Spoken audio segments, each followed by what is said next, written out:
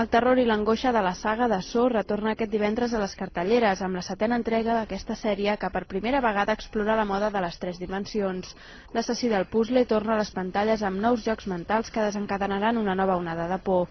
És la darrera pel·lícula de l'exitosa saga de terror i amb el 3D vol potenciar encara més els seus efectes.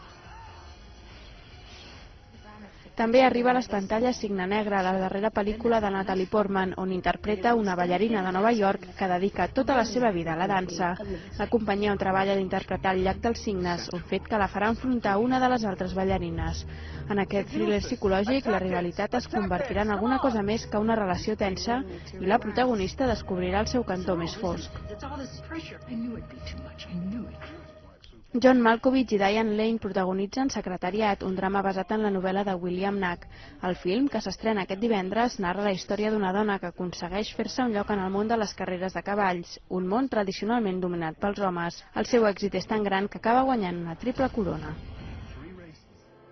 Un noi mor en un accident de trànsit i el culpable fuig sense deixar rastre.